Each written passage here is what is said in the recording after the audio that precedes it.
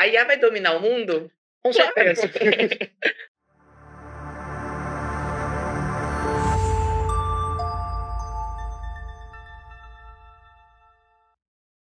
Sejam todos muito bem-vindos ao podcast da Tech IA Academy. Eu sou Robson Serrani.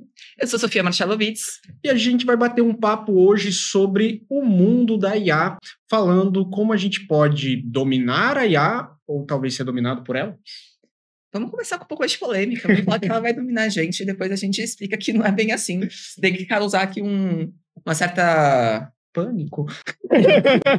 Pode ser, tem que causar um certo pânico antes de começar. Não, brincadeira, pessoal.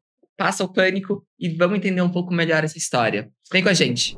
Acho que antes da gente pensar se vai dominar ou não, uma coisa que eu queria trazer é a mudança da IA de um ano para outro, ou de um mês para outro. E eu penso muito nisso numa questão de quando, por exemplo, a gente estava na graduação, que não faz tanto tempo assim, tá, pessoal? Não revelando idades por aqui, mas não faz tanto tempo assim. Ou até mesmo no mestrado, pensando numa coisa mais recente, o doutorado, de como de um mês para outro as coisas mudaram. Eu estava lembrando de quando eu desenvolvia chatbot. Sim, teve uma época que a gente desenvolvia chatbot ali na mão, cara. Isso existiu. E eu tô falando de coisas recentes, eu tô falando ali 2020. Então tinha, por exemplo, o Dialogflow do Google, que você tinha que explicar a intenção. E agora, quando a gente pensa, por exemplo, em modelos maiores, LLMs, como ChatGPT, Gemini, DeepSeek, cara, é surreal. Você consegue puxar uma API e construir um chatbot com maior tranquilidade. Então, essa mudança é muito rápida de um dia para o outro. Não, sim, eu dou o exemplo realmente da minha graduação, igual você falou. Eu comecei a estudar IA, eu estudei, acho que em 2014, quando eu comecei a ter contato com redes neurais, que é a base da inteligência moderna hoje em dia. Então, desde os algoritmos de recomendação na Netflix, ao ChatGPT, o DeepSeek, todos esses grandes modelos, em última análise, eles são grandes modelos de redes neurais. E quando eu comecei a aprender isso, a gente viu lá os modelos com 1, 2 camadas escondidas, modelos pequenininhos para tarefas extremamente específicas. Logo depois a gente veio com os modelos de aprendizado profundo, que são os mais populares hoje. E agora a gente está com a IA generativa, a OpenAI com o ChatGPT, com a tecnologia mais rapidamente difundida na história da humanidade. Então, acho que isso é muito grande. Nenhuma tecnologia que um ser humano criou desde quando nós somos humanos foi adotada e espalhada tão rapidamente, e a quantidade de coisa que a IA permitiu que a gente fizesse com uma maneira muito simples. A gente deixou de ter que programar, né, como eu comecei, quando você começou ali, de programar as IAs na mão, para fazer uso de um modelo que foi programado, digamos assim, do jeito clássico, mas que ofereceu para os usuários uma maneira muito fácil, é muito simples a gente utilizar esses modelos hoje em dia. Esse é o ponto, né, que é a popularização de como ele está sendo feito. Se a gente pensa em outras tecnologias, ou se a gente aborda mesmo dentro da computação, era algo um pouco mais restrito. Então, tudo bem, você quer mexer com o computador, você tem que programar, você tem que descobrir ali o processo da lógica e programar. Se a gente pensa em outras tecnologias, sempre passa por um processo de especialização muito grande para poder executar. E aí a gente está vendo um momento bem diferente, né? Porque o que você precisa para poder interagir com essas ferramentas? Sabe, você consegue se comunicar de alguma forma? Tá ótimo, tá resolvido. Você tira um pouco esse lado da programação, que óbvio, você, quando vai desenvolver a ferramenta, ainda é com esse método de desenvolvimento, ou é o método da programação, daquilo que a gente imagina de método clássico de programação, como a gente tem hoje. Mas, por outro lado, você possibilitou que as pessoas acessem isso por uma maneira muito vocalizada ou escrita, nos dois sentidos aqui. Exato. E o que você precisa saber é saber escrever. E, vírgula, saber se comunicar. Porque escrever você pode escrever errado. Você pode fugir na lógica, que você não precisa construir uma lógica tão coesa, pode permitir que a máquina interprete isso para você. E isso vai difundindo bastante.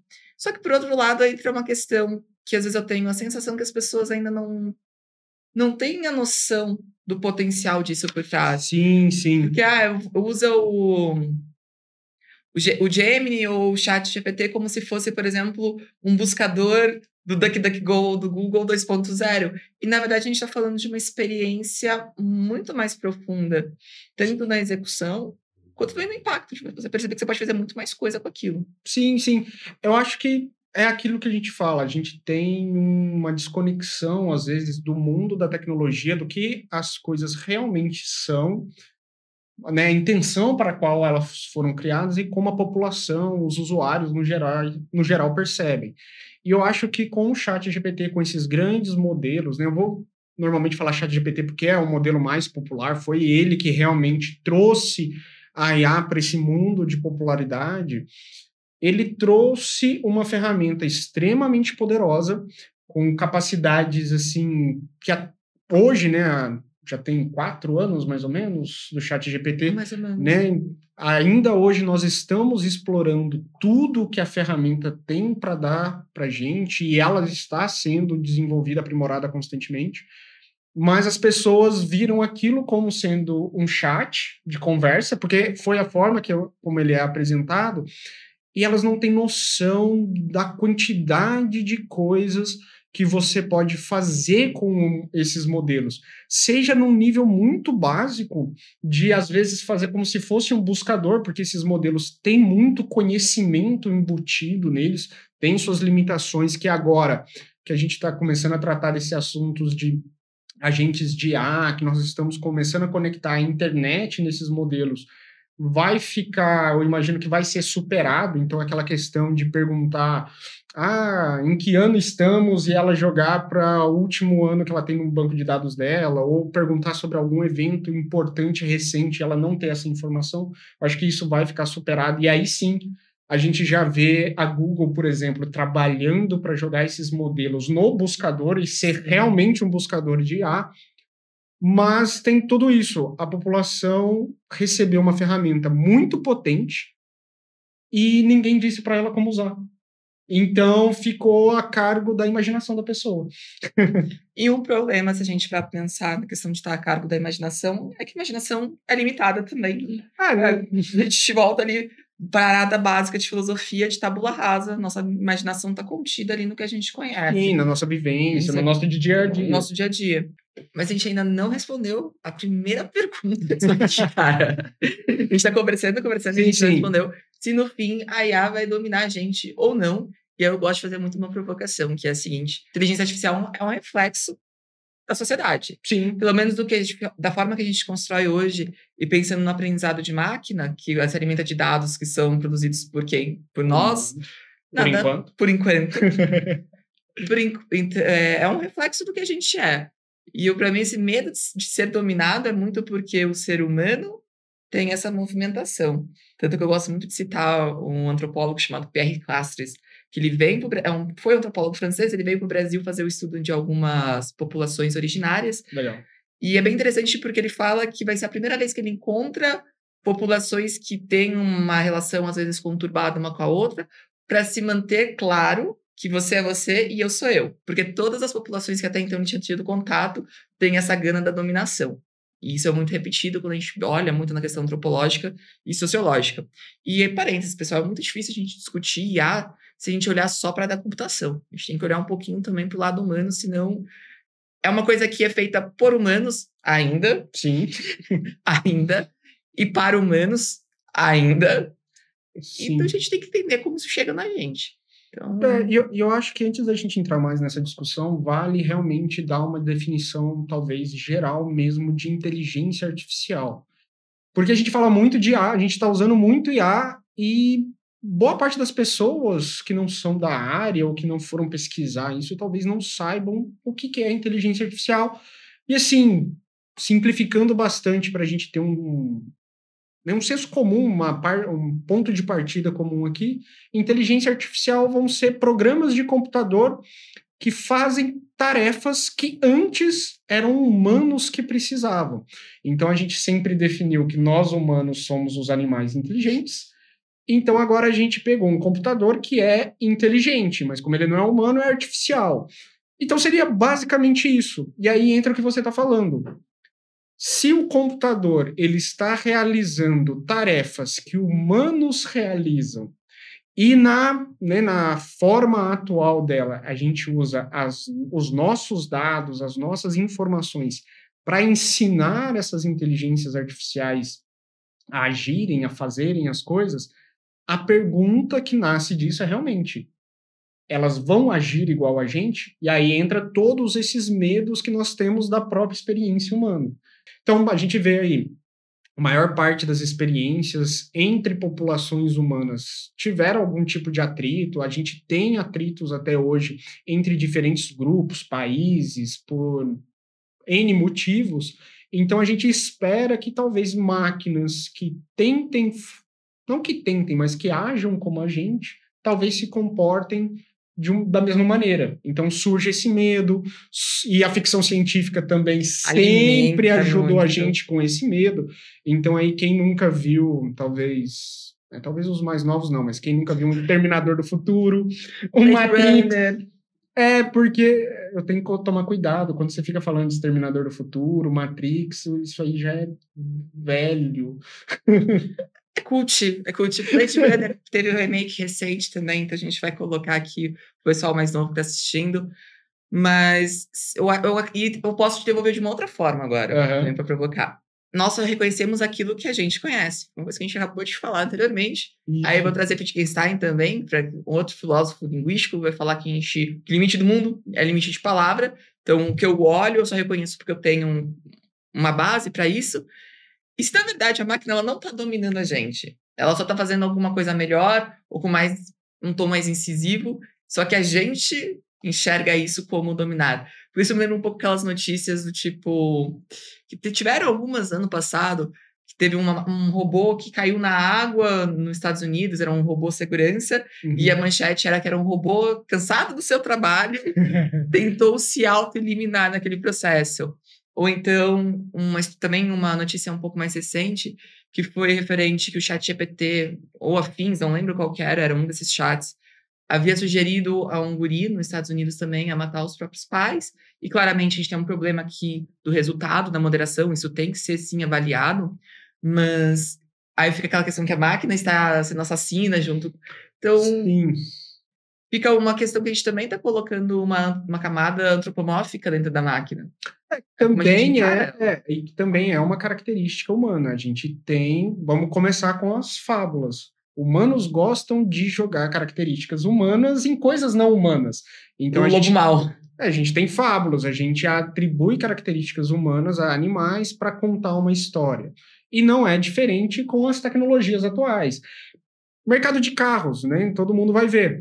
A gente tem aquele formato do farol ali para parecer mais agressivo em carros esportivos, ou uma carinha mais dócil em carros mais familiares, em carros de passeio, alguma coisa. Relâmpago Marquinhos, te amo. Então a gente tem essa intenção, a gente tem essa predisposição, eu diria, de dar características humanas para as máquinas, para os animais, para os objetos que nos circundam. E o problema da inteligência artificial é a forma como ela se manifesta. Ela também se manifesta em algo que até pouco tempo atrás era exclusivo humano, que é a linguagem. Né? Os grandes modelos de linguagem, eles não têm esse nome à toa. São máquinas que estão se comunicando, que estão interagindo com os usuários através de uma característica que é muito humana, que é a fala, que é a escrita, que a gente nunca teve esse tipo de relação a não ser com outros humanos. Então isso assusta, isso traz preocupações, a gente tem esse movimento da mídia que às vezes, por inocência ou por não entender também a tecnologia, aumenta ou diminui algumas situações e causam uma confusão que é totalmente natural na população. Então, quando você vê uma manchete falando que agora que o ChatGPT sabe escrever textos, se o seu trabalho, sei lá, se você é um jornalista, você escrevia textos, seu trabalho vai ser substituído. E aí eu lembro de uma notícia que eu vi essa semana, que, se não me engano, o The New York Times começou a utilizar a inteligência artificial dentro das redações. Eu imagino que se você é um jornalista, você vai falar. Sim. O The New York Times chegou a entrar com uma ação contra o GPT justamente pelo uso dos textos deles para alimentar o chat. É só por isso que chega a ser um pouquinho irônica essa história. Sim, como diz, o mundo não dá voltas, ele capota. Ele capota.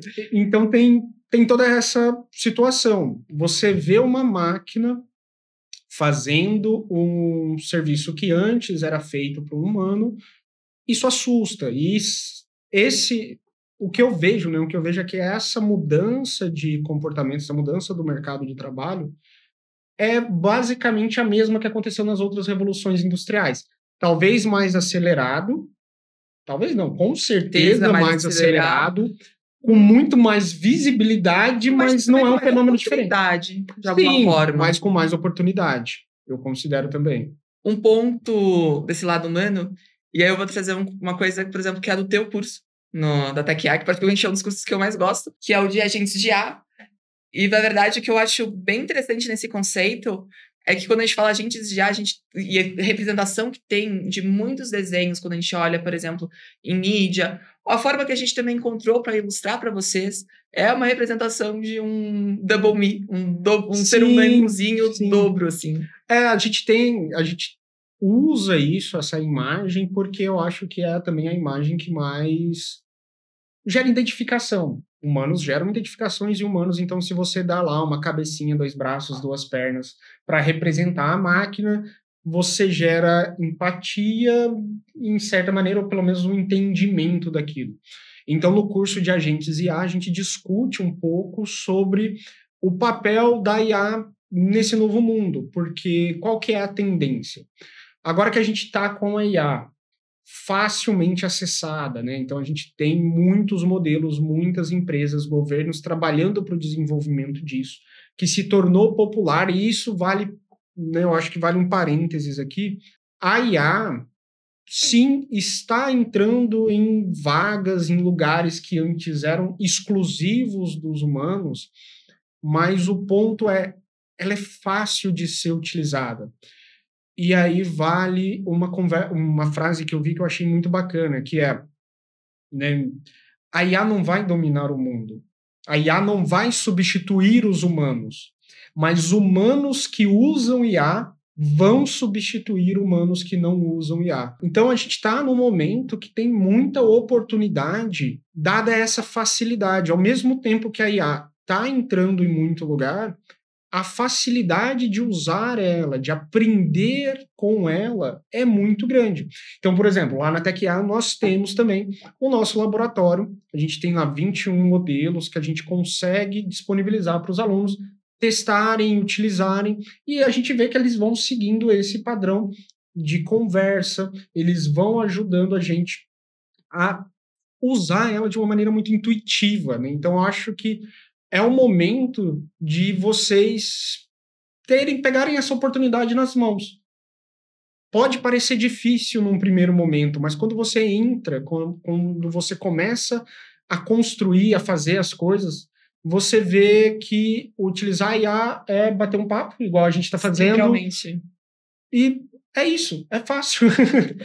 E é literalmente bater um papo, assim. Porque realmente que a gente tem esse avanço da questão da comunicação com a máquina é verbal. É literalmente conversar. Mas aí eu tenho uma pergunta pra ti.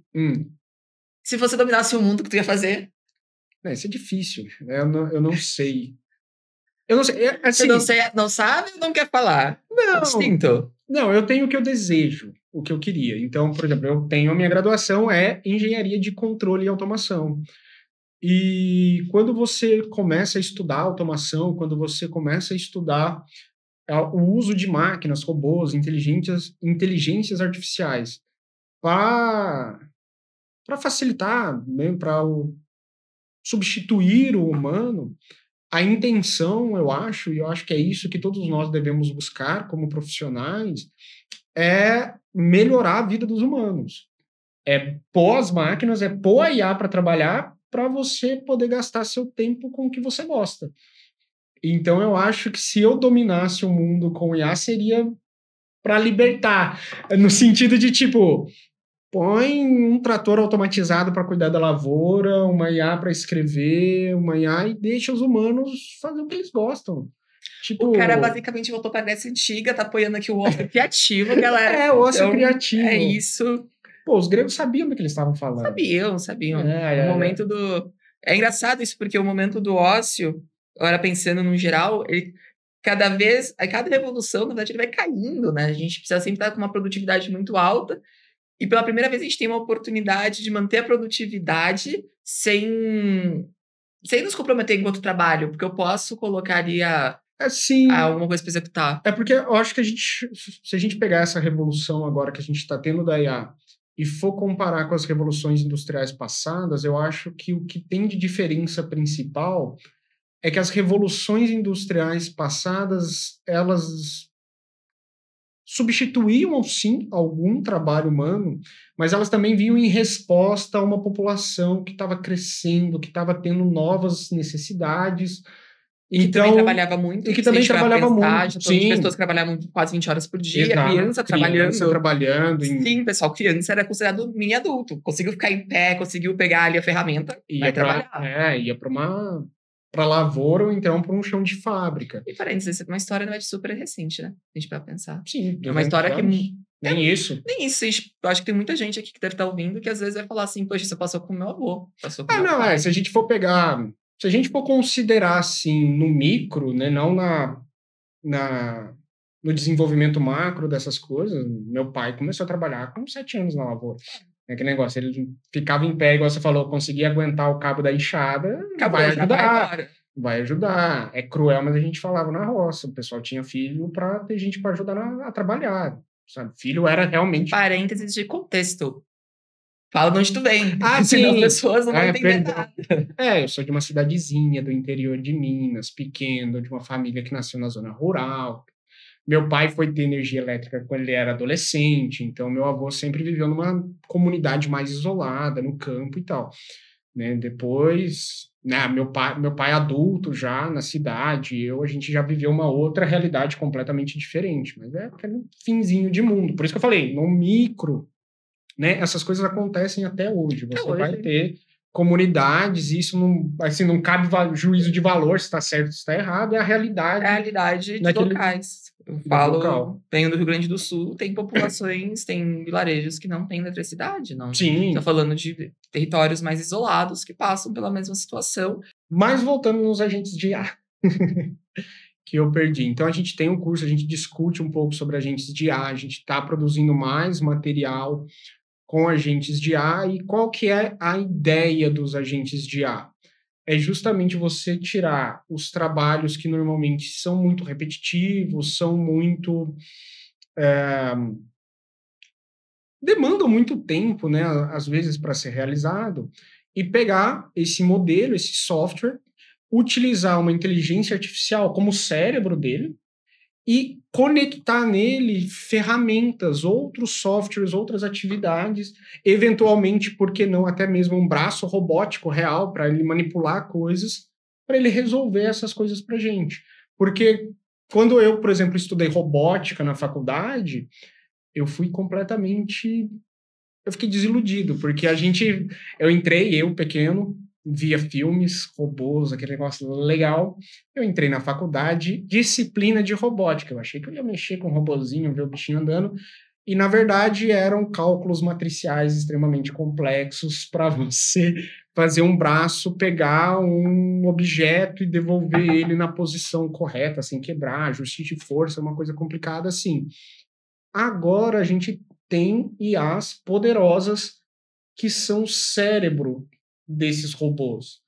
Então, talvez eu não precise mais explicitamente fazer todos esses cálculos, fazer grandes cálculos ali, e simplesmente eu vou dar um comando por voz ou um comando escrito que vai ser interpretado por esse cérebro, por essa IA, que vai fazer esses cálculos a partir do comando. Então, eu simplifiquei o processo muito grande. E o meu papel como engenheiro, talvez, como um especialista na área, ele deixa de fazer conta e passar mais para a parte de design, de otimização, de uso, a parte mais criativa, a parte que ainda as máquinas não conseguem fazer tão bem. Então a gente pega e dá mais valor porque ainda é exclusivo do ser humano.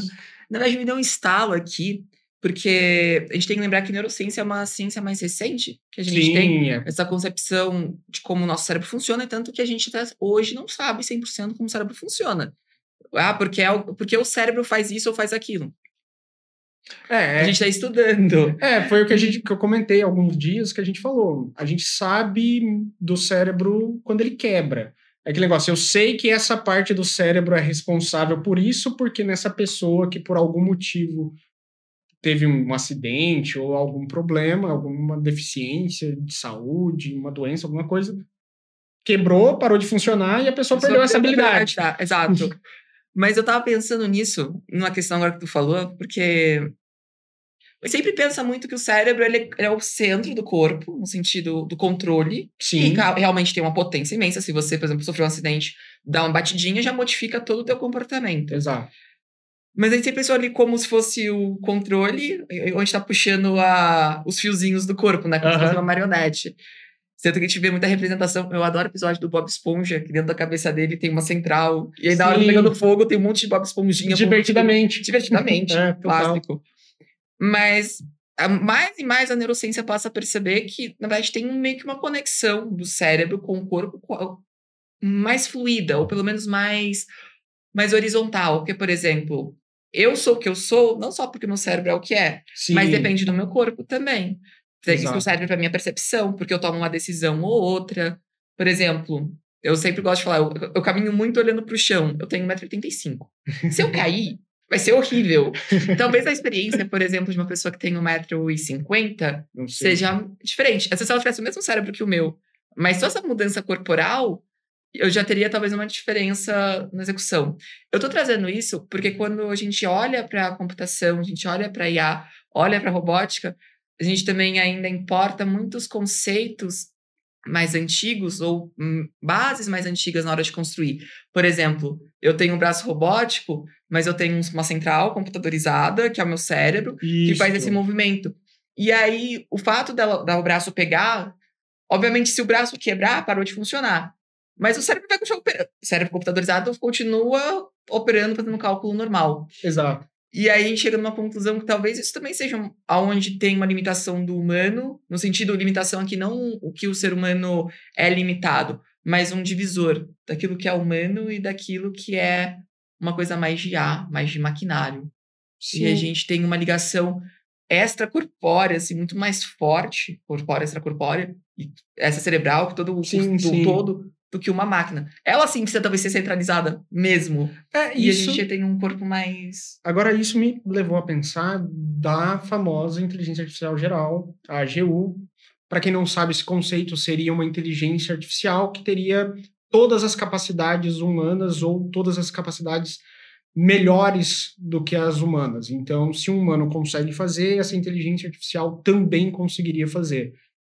Vendo por esse ponto, a gente tem o nosso corpo biológico.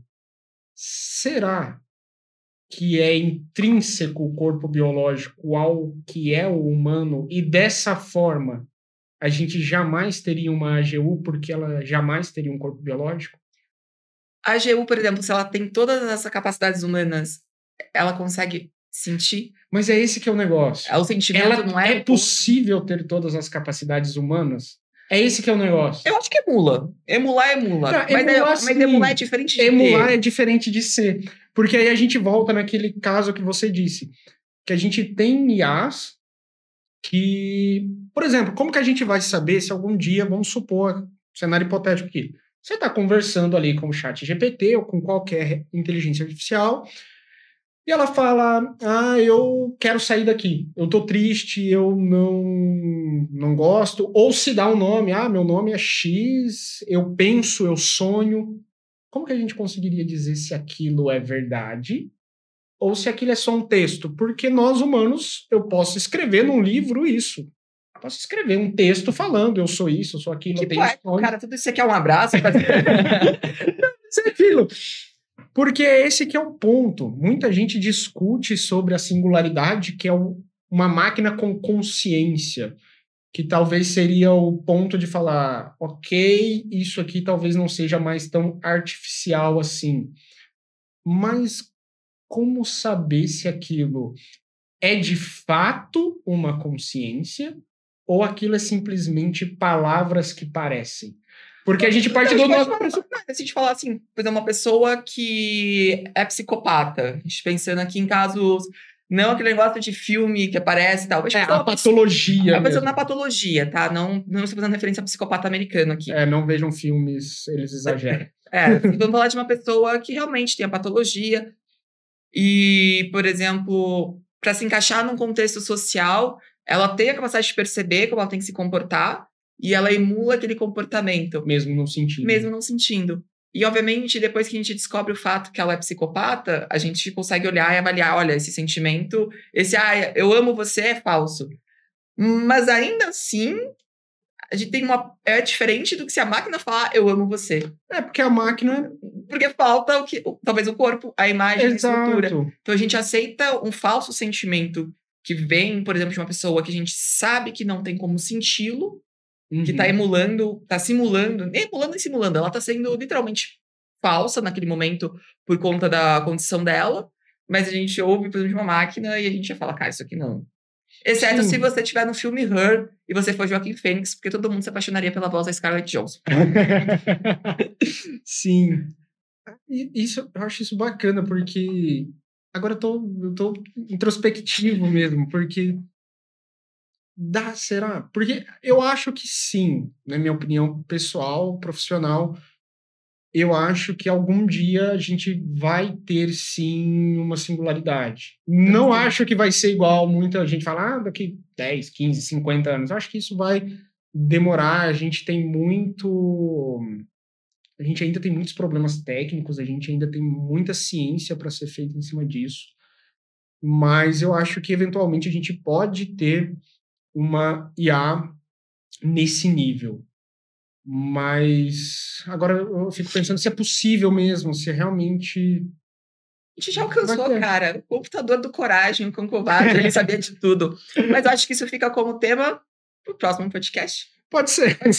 E aí dá tempo da gente poder filosofar um pouquinho. Porque o intuito é esse, a gente também tá aqui. A gente, obviamente, traz as nossas conversas aqui, a gente estuda para isso, mas às vezes o negócio começa a soltar aqui e vai virar uma toca de coelho. Isso que é o que eu acho bacana. Quando a gente começa a conversar nesse mundo da inteligência artificial, a gente junta a parte de tecnologia, a gente junta a parte de ciência com tudo, com filosofia, com biologia, que é a base. Querendo ou não, se você vai estudar inteligência artificial, em algum momento você vai esbarrar em conceitos de sociologia, de psicologia, de biologia no geral, porque são dessas fontes que a gente está puxando inspiração para criar. Então, volta naquele ponto também. A oportunidade é grande. Hoje, se você quer trabalhar com IA, você não precisa ser mais o nerd no computador, num quarto escuro, fechado, programando. Por favor. Já deu, cara. Já entendeu o que vai ser, tranquilo. Que negócio, programando numa tela escura cheia de coisas. Você pode vir da área da linguística, você pode vir da biologia, você pode vir da sociologia, do direito. Tem espaço para todo mundo. É uma área que...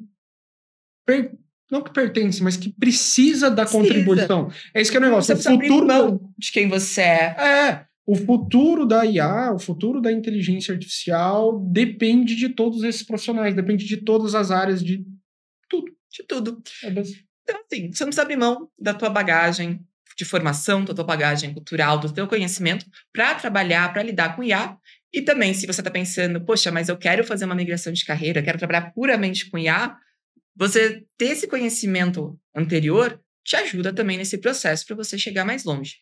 E daí, pessoal, se você ouviu alguma coisa aqui no meio do caminho, ficou mais curiosa para saber o que é, ou já ficou, cara, eu quero estudar isso, não esqueça de entrar no site inteligenciaiartificial.com.br, onde todos esses cursos que nós comentamos, o laboratório, estão ali disponíveis para você explorar, para você conhecer um pouco mais. Venha conhecer a Tech IA Academy. A gente oferece aí acesso vitalício a 30 cursos, mais o laboratório lá, com diversas IAs para vocês testarem. Nós estamos melhorando e expandindo sempre a plataforma. Então lá a gente vai tratar de assuntos desde o uso mais básico da IA. Então, se você se assustou um pouco aqui com alguma coisa por causa da nossa viagem e você só quer Você só quer usar para o básico? A gente tem curso lá para te ajudar no seu dia a dia, na sua tarefa, independentemente do ramo que você está. Então, se você é, sei lá, uma cabeleireira e quer ajuda para tocar o seu negócio, ou se você é um chefe de uma empresa e quer melhorar algum aspecto da sua empresa, vai ter alguma coisinha lá para você. E a gente sempre vai estar trabalhando para melhorar o conteúdo. E eu, a Sofia, os demais professores vamos estar lá para dar todo o suporte para vocês. Mentorias, tutorias, a gente está conversando com vocês pelo grupo, além de materiais de masterclasses, esse podcast que é aberto a toda a comunidade, e também o importante é reforçar que a gente sempre está melhorando os cursos, né? A gente, inclusive, está produzindo mais cursos. Sim, a gente vai ter uma leva aí de atualizações, em breve a gente vai ter mais cursos também lá na plataforma. Então, fiquem ligados, a gente vai continuar com o podcast. Entre em contato com a gente nas nossas redes sociais, vão lá em inteligenciaartificial.com.br, conheçam a nossa plataforma, conheçam os nossos sites, que vai ser um prazer para a gente ter vocês como nossos alunos. Bom, a IA não vai te dominar se você dominar ela antes, certo? Nos vemos no próximo podcast. Exato. Com as ideias viajar, hein? Perfeito. Então, até o próximo episódio, gente. Cuidem-se, pessoal. Até mais.